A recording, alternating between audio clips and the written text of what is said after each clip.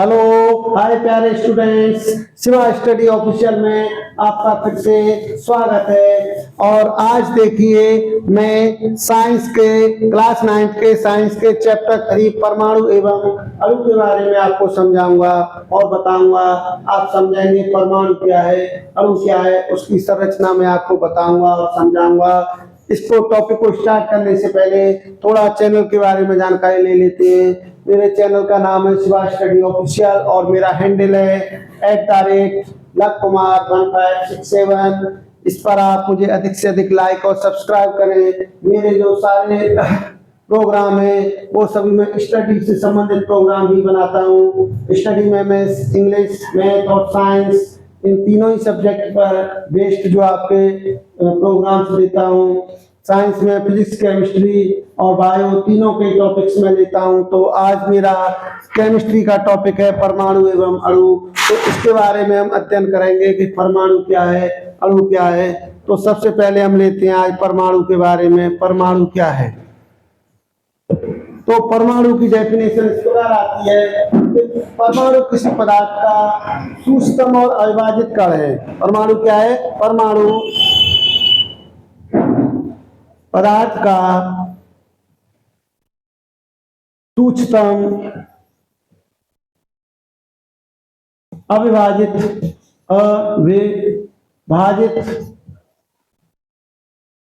कण माना गया है।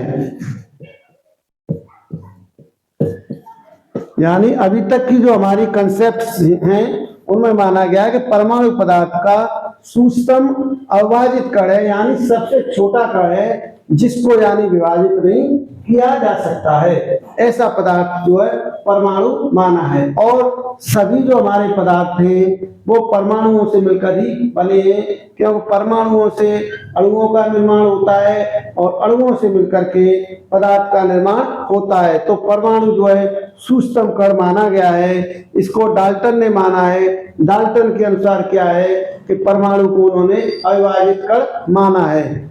लेकिन ये किसने माना है? डाल्टन ने माना है परमाणु को अविभाजित कण। लेकिन आज के जो नई परिभाषाएं, नई परिभाषा के आधार पर इसका कुछ मॉडिफिकेशन हो गया है, इसको बदल दिया गया है। आधुनिक परिभाषा के आधार पर क्या है?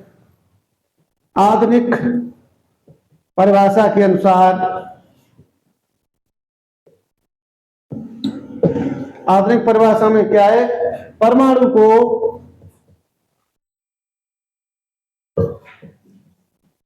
तीन भागों में बांटा जा सकता है।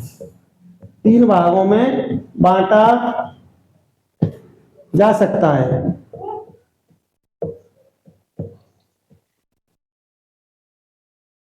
परमाणु को तीन भागों में बांटा जा सकता है और वो हमारे तीन भाग हैं। नंबर फर्स्ट है इलेक्ट्रॉन और नंबर सेकंड है प्रोटॉन और नंबर थर्ड है न्यूट्रॉन। यानी परमाणु तीन कणों से मिलकर बना है और ये तीन मूल कण हैं हमारे, इलेक्ट्रॉन, प्रोटॉन और न्यूट्रॉन।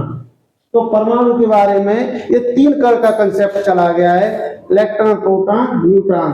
तो प्राचीन जो परिभाषा थी डाल्टन के अनुसार परमाणु पदार्थ का अविभाजित कण माना गया था। आधुनिक परिभाषा में परमाणु को तीन कणों से मिलकर माना गया है और वो तीन कण हमारे इलेक्ट्रॉन, प्रोटॉन और न्यूट्रॉन है। यहाँ तक आप समझ गए होंगे कि परमाणु क्या है। परमाणु की ये शॉर्ट डेफिनेशन हो गई। अब इसके बाद हम आगे आते हैं परमाणु के बारे में। परमाणु का स्ट्रक्चर लेते हैं। तो स्ट्रक्चर में बच्चों देखिए क्या है। ये जो हमारा परमाणु मान लो कोई सूक्ष्म कण है, तो परमाणु का एक जो हमारा होता है नाभिक, जो परमाणु के मध्य में होता है, ये इस बात को कहते हैं जैसे हम नाभिक मानेंगे। क्या है? नाभिक। और परमाणु के नाभिक में दो कण पाए जाते हैं। एक तो होता है पी और एन से इनको लेते हैं। पी होता है प्रोटॉन और एन होता है न्यूट्रॉन। यानी परमाणु के नाभिक में दो पाए जाते हैं, एक प्रोटॉन और न्यूट्रॉन। प्रोटॉन कैसा होता है हमारा, प्रोटॉन धनावेशित होता है और न्यूट्रॉन हमारा उदासीन आवेश होता है।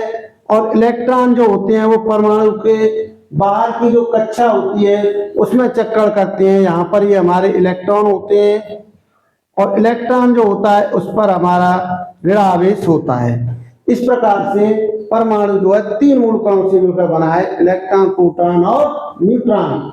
तो इलेक्ट्रॉन ऋणात्मक है, प्रोटॉन धनात्मक है और न्यूट्रॉन कैसा है, उदासीन है। तो जो हमारा परमाणु के मध्य जो समायोजन होता है वो यहाँ पर जो धनायनों की संख्या और यहाँ पर ऋणायनों की संख्या जो है समान होती है, जिसके कारण हमारा परमाणु का संतुलन बना रहता है। अगर किसी कारणवश इनकी इलेक्ट्रॉन और प्रोटॉनों की संख्या असंतुलित हो जाती है या कम और ज्यादा हो जाती है तो उस कंडीशन में क्या होता है कि परमाणु में विद्युत धारा उत्पन्न होने लग जाती है या फिर आवेश उत्पन्न होने लग जाता है। तो अब यहाँ पर हम परमाणु के बारे में ही लेते हैं। तो परमाणु के बारे में समझ गए कि परमाणु 3 कणों से मिलकर बना है और वो 3 मूल कण हमारे इलेक्ट्रॉन, प्रोटॉन और न्यूट्रॉन है। अब इसके बाद जो है इन पर आवेश कितने कितने होते हैं उसके बारे में भी थोड़ा सा डिटेल में देख लेते हैं।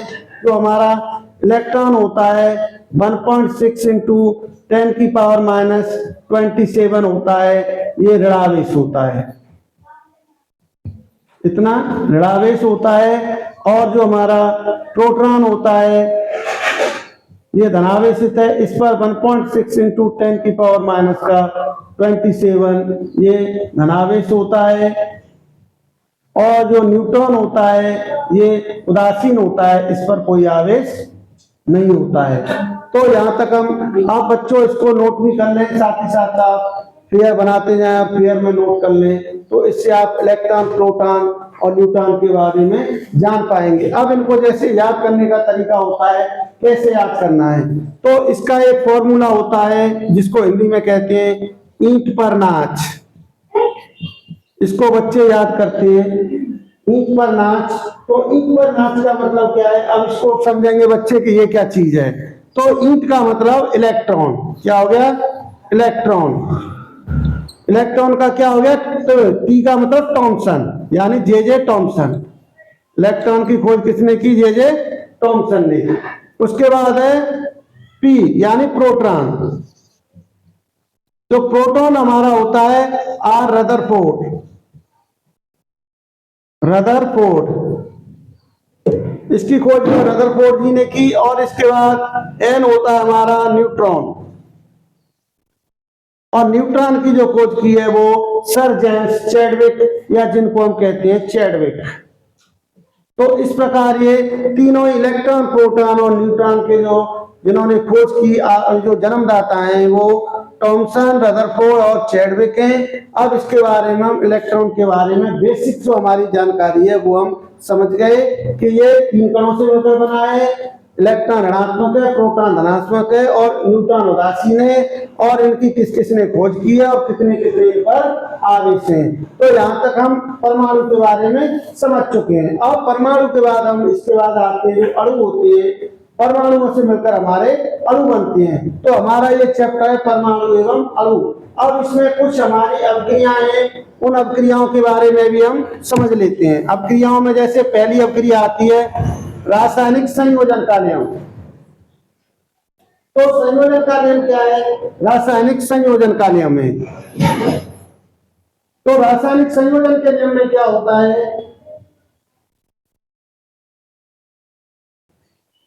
तो अब हम आते हैं रासायनिक संयोजन के नियम। रासायनिक संयोजन के नियम पर आते हैं। तो संयोजन के नियम में ये कई नियम होते हैं। इसमें से पहला नियम है हमारा द्रव्यमान संरक्षण का नियम। द्रव्यमान संरक्षण का नियम।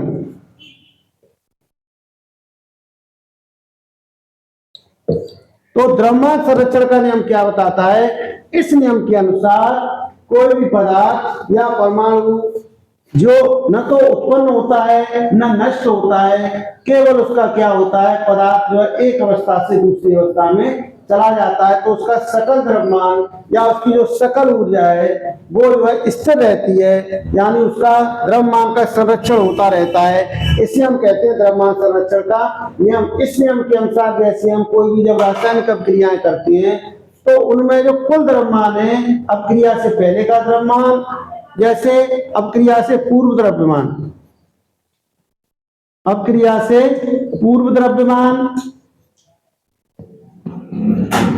और अभिक्रिया के पश्चात द्रव्यमान, तो दोनों ही द्रव्यमान होंगे वो सेम रहेंगे।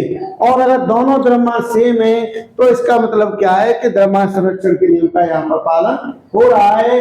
अब द्रव्यमान संरक्षण के नियम के हिसाब से हम इसको पहला नियम समझ गए। अब जैसे कोई भी रासायनिक अभिक्रिया जब हम करते हैं, जैसे मैं ले लेता हूं H2 प्लस का Cl2, इसको जब हम यहाँ पर देखेंगे तो जैसे HCl बना रहे हैं तो यहाँ पर देखिए H का कितना है 2, Cl का कितना है 2, यहाँ पर H का 1 है Cl का 1 है, तो यह अभिक्रिया क्या है, संतुलित नहीं है। तो संतुलित करने के लिए हम क्या करेंगे कि इसमें H2 है तो यहाँ पर 2 जोड़ देते हैं तो 2HCl, यानी हाइड्रोजन के दोनों हो गए और Cl के भी, यानी दोनों तरफ क्या हुआ, हाइड्रोजन के परमाणु भी समान है और क्लोरीन के परमाणु भी समान है। इससे हमें पता चलता है कि द्रव्यमान संरक्षण का नियम का यहाँ पर पालन हो रहा है। अब इसके बाद हम दूसरे नियम पर आते हैं, स्थिर अनुपात का नियम, सेकंड लॉ ऑफ, दूसरा नियम है स्थिर अनुपात का नियम। स्थिर अनुपात का नियम, इस नियम के अनुसार क्या होता है कि कोई भी पदार्थ हमारा किन्हीं, जो पदार्थ हमारा बना है दो या दो से अधिक पदार्थों से मिलकर बना है तो उनके मध्य का जो अनुपात है वो अनुपात सेम रहता है। चाहे जैसे हम मान लीजिए जल है, जल हमारा क्या है H2O, जल का सूत्र H2O है। अब हमारा जल चाहे वो बारिश का जल हो, बारिश का जल हो, तालाब का जल हो, समुद्र का जल हो या फिर प्रयोगशाला में बनाया गया जल हो, तो मैंने प्रयोगशाला में हमने बनाया गया जल हो, यानी किसी भी प्रकार का जल हो जिसका निर्माण हम करेंगे उनके मध्य क्या होता है, हाइड्रोजन क्या है, हाइड्रोजन का हो गया 2 और ऑक्सीजन का होता है 16, तो दोनों के मध्य जो अनुपात होता है 1:8।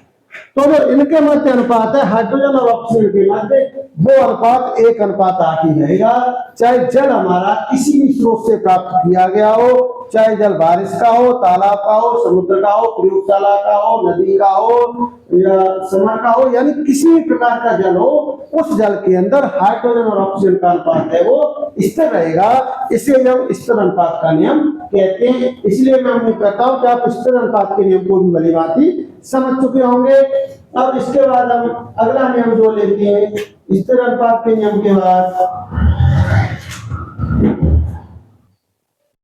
अब हम डाल्टन के परमाणु सिद्धांत पर आते हैं कि जो डाल्टन ने परमाणु का सिद्धांत दिया था उसके हिसाब से क्या माना। तो उन्होंने माना सबसे पहले कि परमाणु अविभाज्य कण है, अविभाजित कण है। डाल्टन ने माना कि परमाणु कैसा है, अविभाजित कण है। नंबर 1 में डाल्टन जी ने ये माना। और नंबर 2 में माना कि सभी तत्वों के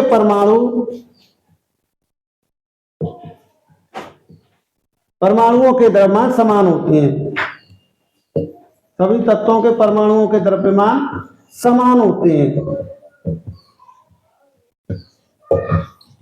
यानी उन्होंने माना, अविभाज्य माना और सभी तत्वों के परमाणुओं के द्रव्यमान समान होते हैं, ये माना।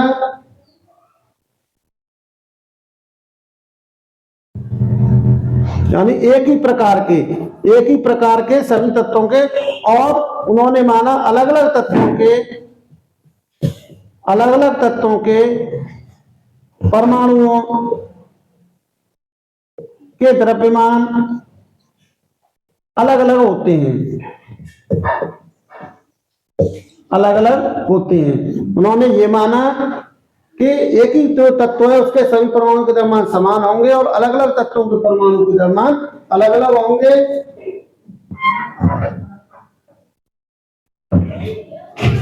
और उन्होंने माना कि परमाणु को न तो उत्पन्न किया जा सकता है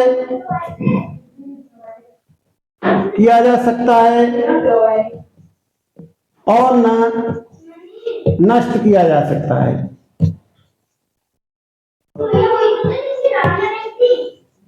ठीक है, यहां तक जो हमने इसके जो मेन 4 पॉइंट है उनको ले लिया। नंबर 1, परमाणु अविभाजित कण है और एक ही तत्व के जो सभी परमाणु होते हैं उनके द्रव्यमान समान होते हैं और अलग अलग तत्वों के परमाणु के द्रव्यमान अलग अलग होते हैं और परमाणु को न तो उत्पन्न किया जा सकता है और न नष्ट किया जा सकता है।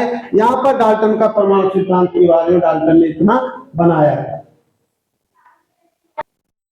हाँ, तो ये अब इसी परमाणु एवं अणु में से हमारा अगला जो इसी चैप्टर का टॉपिक है यौगिकों के अणुसूत्र लिखना।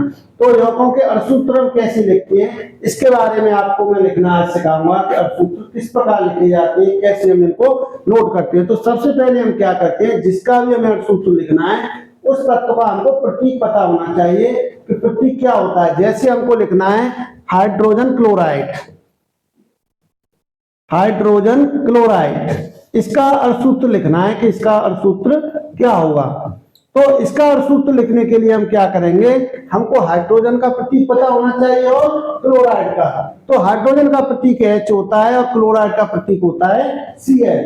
अब इसका हम लिखेंगे अणुसूत्र। तो अब इनकी हमें संयुक्ता भी पता होनी चाहिए। तो इनकी संयुक्ता के लिए हमें जैसे अलग से मैंने एक वीडियो बनाया उसमें आपको संयुक्ता निकालना मैंने बताया है, लेकिन इस वीडियो में मैं आपको बता रहा हूं कि इनका अणुसूत्र कैसे लिखेंगे। तो हाइड्रोजन की जो संयुक्ता होती है, संयुक्ता निकालने की जो हमारी प्रक्रिया होती है, परमाणु का इलेक्ट्रॉनिक विन्यास करते हैं और इलेक्ट्रॉनिक विन्यास करने के पश्चात उसके बाहरी कोश में जितने अधिकतम इलेक्ट्रॉन होते हैं उसके आधार पर हम उसकी संयुक्ता का निर्णय करते हैं। तो हाइड्रोजन का जो परमाणु क्रमांक होता है हमारा 1 होता है। तो इसके जो बाहरी कोश में जो अधिकतम इलेक्ट्रॉन है वो 1 है, इसकी संयुक्ता भी कितनी है, 1 है।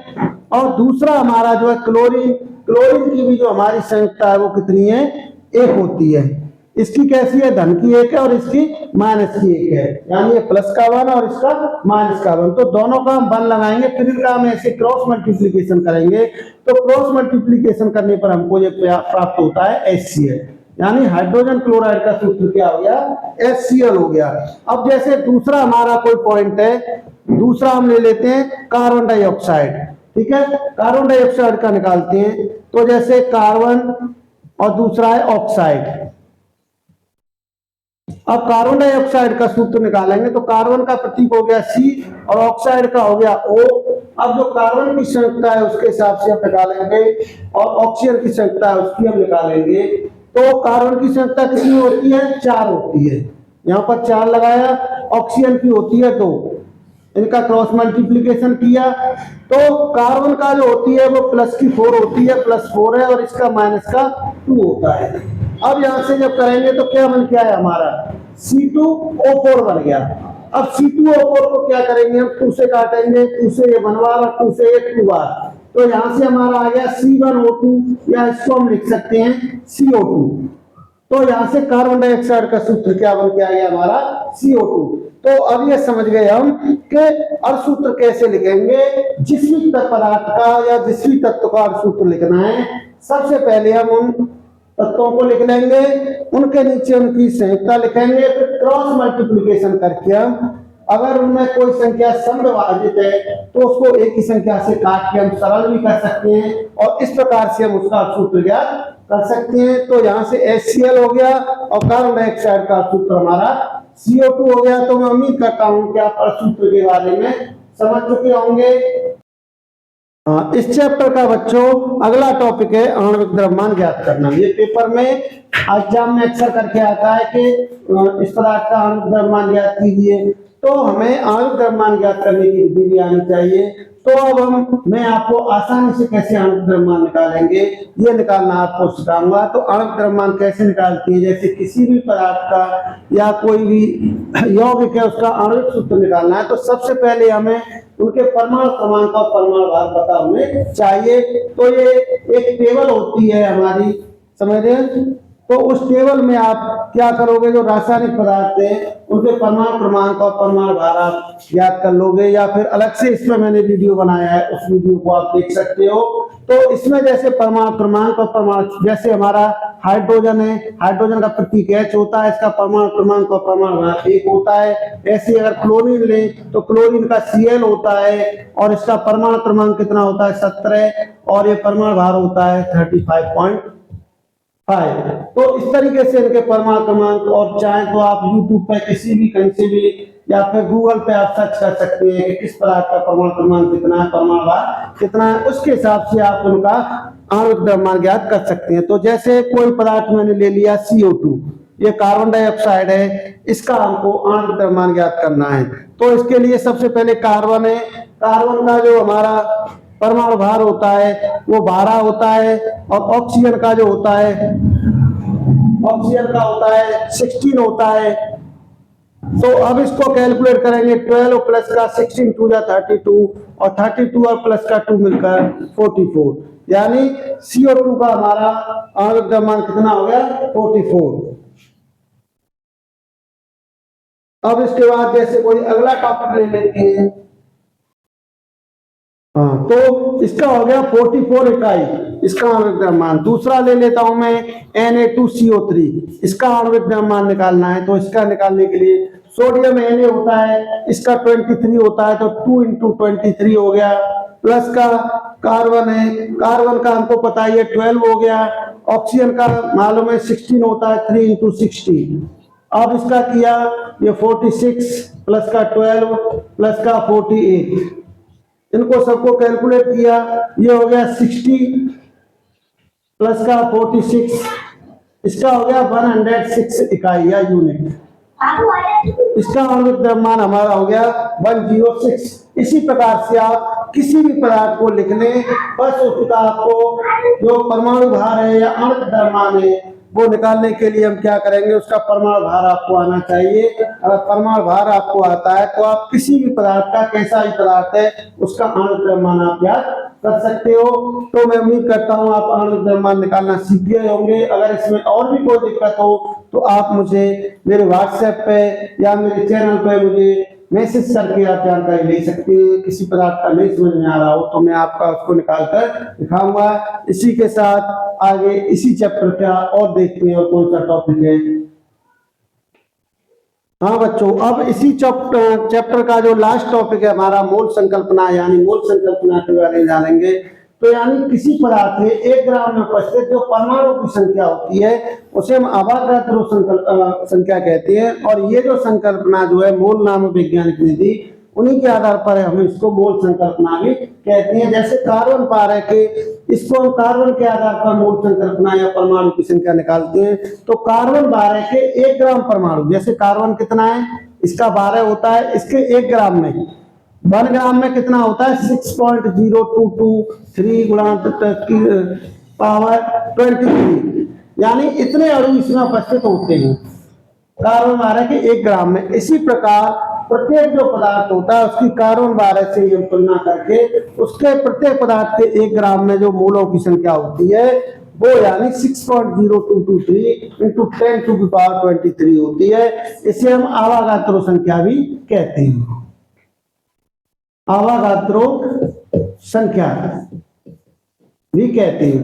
यानी आज का जो हमारा पूरा ये चैप्टर था, इसके जो सारे पॉइंट्स थे लगभग मैंने कवर कर लिए। परमाणु को सिखा दिया, अणु को सिखा दिया, रासायनिक संयोजन के नियम है आपके, स्थिर अनुपात का नियम, द्रव्यमान संरक्षण का नियम समझ दिया, और आणविक द्रव्यमान निकालना और मोल संकल्पना के बारे में। इस तरीके से मैं उम्मीद करता हूँ आज का ये आपका जो चैप्टर है परमाणु एवं अणु क्लास 9 का चैप्टर 3 कंप्लीट मैं करा चुका हूँ। अगर इसमें कुछ और नहीं समझ में आ रहा हो आपको तो आप मुझसे कांटेक्ट कर सकते हैं।